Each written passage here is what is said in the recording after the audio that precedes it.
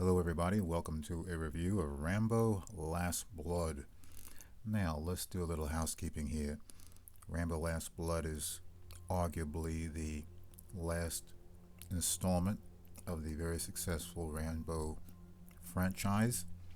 It started off in 1982 with First Blood, 1985 First Blood Part 2, Rambo 3 in 1988, and then Rambo in 2008.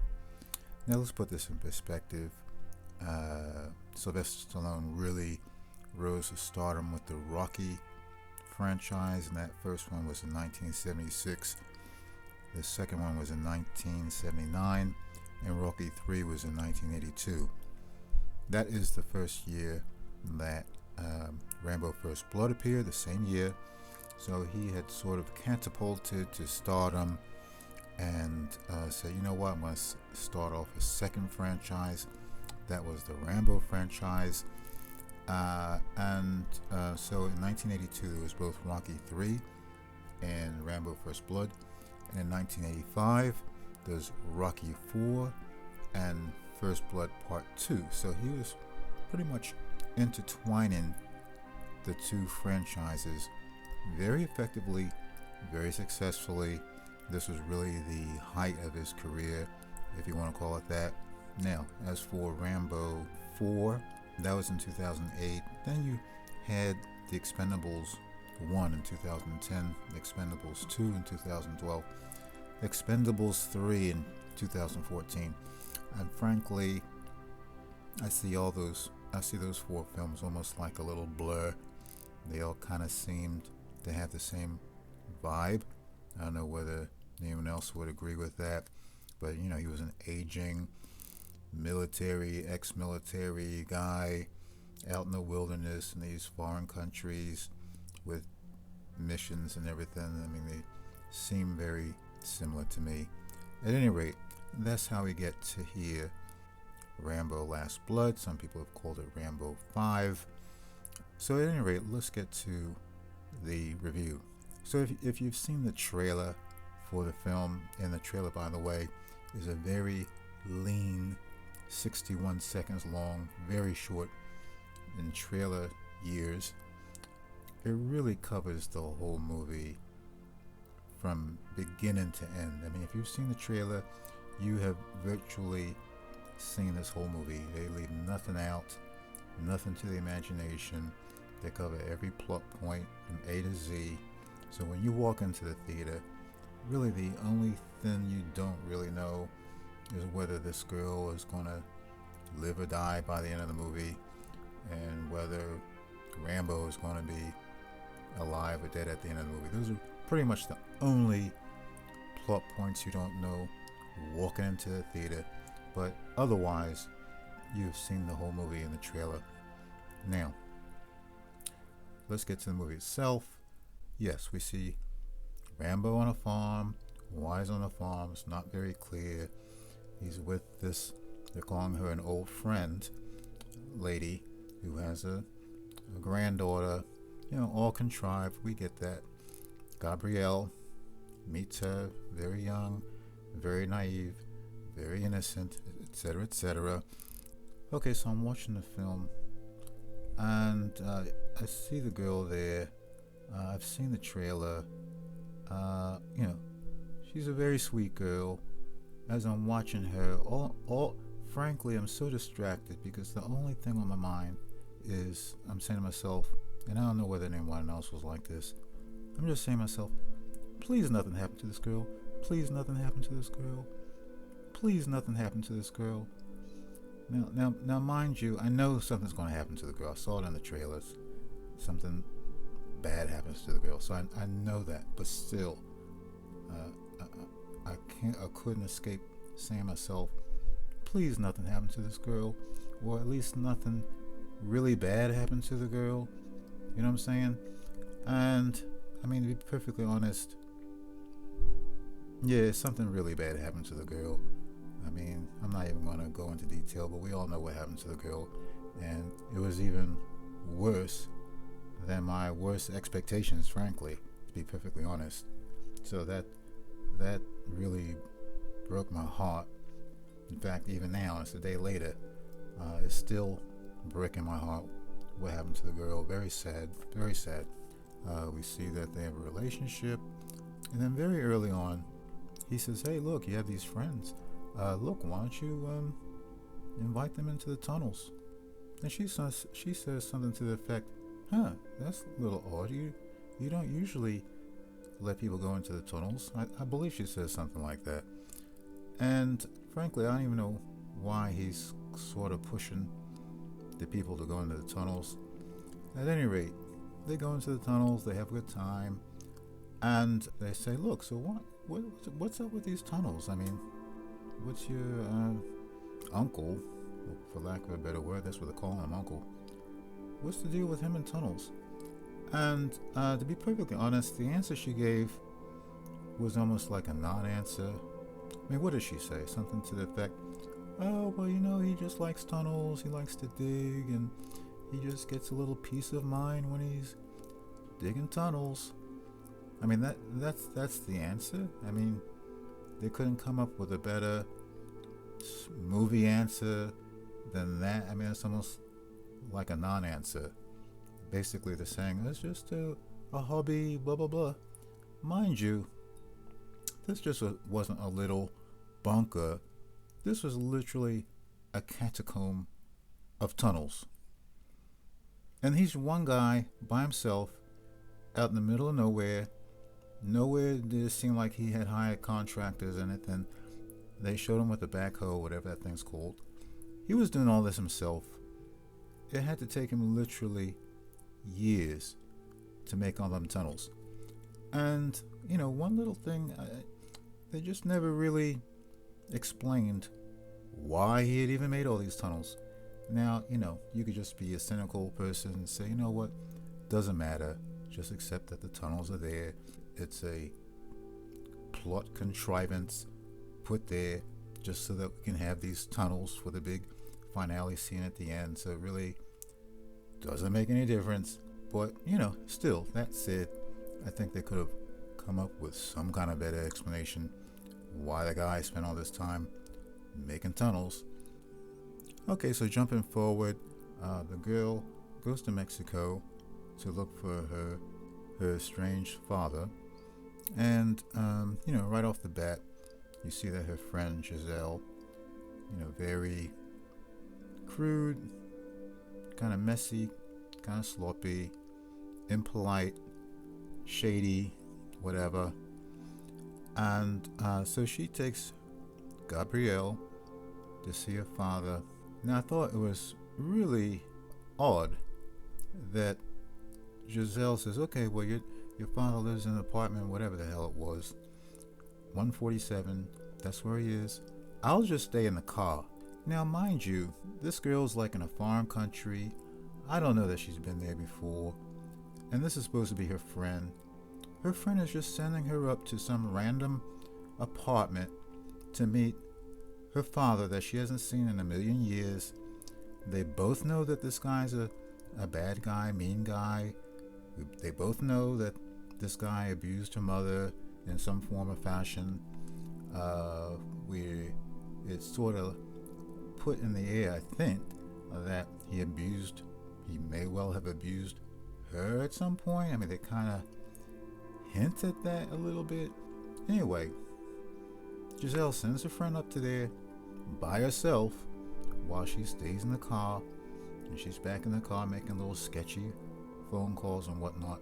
And that little meeting with the father goes really as bad as you could, well, not as bad as you can imagine, but goes pretty poorly. So, what does Giselle do? Well, let's go to a club and get your mind off of what just happened, I guess is the logic there. And as things would turn out, she gets drugged and taken away. Now, there's a little question in my mind as I'm thinking through this, and I just saw the film last night, so it's still fresh in my mind. Was Giselle in on the plot? Was she complicit? Was she an accomplice? Was she part of the ring, the scam? Was she a recruiter, etc., fully in on it? Or was she just a very grossly irresponsible friend? Now, there's probably going to be people that say, "Oh no, she was obviously part of it. She was obviously part of it." Now, I mean, they don't actually tie that down. They don't show her directly communicating with the people or getting paid off by the people. So it does leave a little ambiguity in my mind. I mean, I don't know whether anyone else felt there was a little bit of ambiguity. Now, mind you, when Rambo shows up, she's lying and being evasive and whatnot. So, it does lead you to believe she was probably involved, but I still had a little question in my mind on that. Okay, so fast forward, they find out that the girl secretly went to Mexico, that she's missing in Mexico. Rambo goes down there and confronts Giselle, goes to the club, finds this guy, leads them to, I'll just say, their headquarters, for lack of a better word. And he scopes it out. Now, he starts walking to where they're meeting, and you know that he has seen the lookouts. He knows that he's being followed. He sees a whole bunch of guys sort of following him, and a group of guys sort of collecting themselves, accumulating themselves for this guy. And in my mind, I'm thinking, wow, Rambo is very smart. I wonder what he has up his sleeve to deal with all these guys. This is going to be pretty awesome seeing him get out of this. And lo and behold, he really didn't have any kind of plan. I mean, his plan apparently was just to walk into there and say, "Here, have you seen this girl? I want her back. I'm going to just walk out of here with the girl." I mean, that was literally his plan. How does that even make sense? On what level would anybody think that you could just walk in there and just ask for the girl and just walk out, and they're just gonna say, "Okay, whatever"?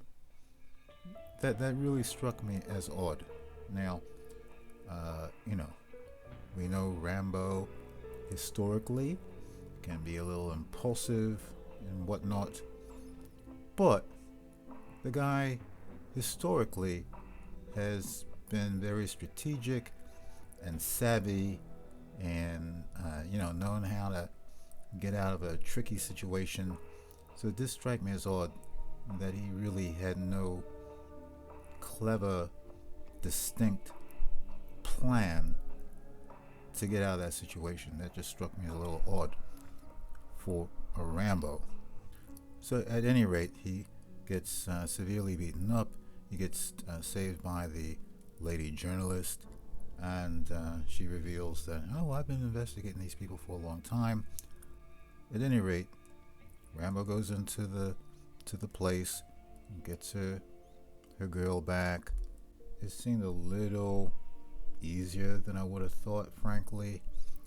Reminded me of Taken, the movie Taken from 2008 with Liam Neeson getting his daughter back. That whole little scene there. It seemed like he just got her back with a hammer. You would have thought it'd be a little more difficult than that, but it is what it is. We'll accept that. So they spend really 75% of the movie setting this up, the tragedy with the girl, basically all to set up this big confrontation at the end. They showed a montage of him setting up probably about 12 different booby traps, right? And to be honest, about 6 were in the trailer, so you knew most of them, coming into the movie.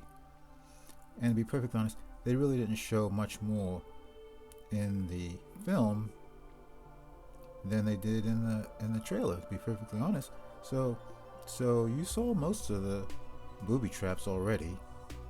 At any rate, he set up all these booby traps all throughout his property, and they come after him, and he's killing everybody. Now, yes, it's very clever, very inventive. Some people were getting impaled through ear and pitchforks and all this spikes and everything. All these gruesome, all these gruesome ways that people are going to get killed. Okay, so that's what we really came to see. Let's face it, we didn't come to the movie to see the girl in jeopardy and getting abused.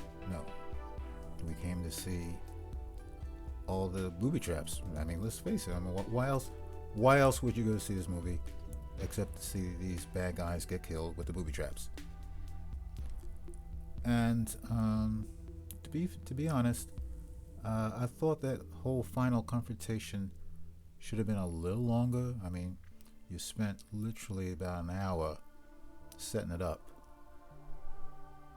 or even like an hour and 15 minutes setting up this final confrontation, and I thought it could have been longer. Now you're gonna say, wait a minute, how longer? There were about 10, 15 elaborate booby trap deaths. Okay, yes, I get that. Still, that whole confrontation seemed a little short in my mind as I kind of think back. It was just one guy getting killed after another in rapid succession. No real suspense built up. No little story within the battle. Just one guy after another getting booby trapped. Just seems like they didn't really make a whole narrative scene out of it, if you know what I mean. Furthermore, even with the final boss, whoever he is, I don't remember the character name, but you know what I'm talking about. Even with that final guy, I would have to say I was a little underwhelmed. Yes, he got shot with the arrows, he literally ripped his heart out, blah blah blah. I get that, but I probably would have preferred that they set down the guns and said, you know what, I want to take you on hand to hand. Another guy, yeah, bring it, blah blah blah, and they kind of have a sort of an epic fist fight type of deal. You know what I'm saying? Throwing each other around and throwing them into the wall of the barn, and wrapping a big ass chain around his neck and trying to strangle him, and all that kind of stuff that they do in a barn. A big elaborate barn fight scene. I think that's what would have felt better in my mind, rather than just shooting with the arrows and then he's sort of pinned down and then he kind of just fillets him. Overall, you got your money's worth. The plot was very linear. There were no surprises. This is really an expansion of the trailer. Really, if you saw the trailer, you saw the movie. You just kind of filled in some additional information. There are no surprises, no plot twists, no subplots. I think I probably would have wanted to see a little more action, a little more fighting than what we saw. Alright, so that's what I have for you guys today. Thanks for watching, and I will see you next time. Bye bye.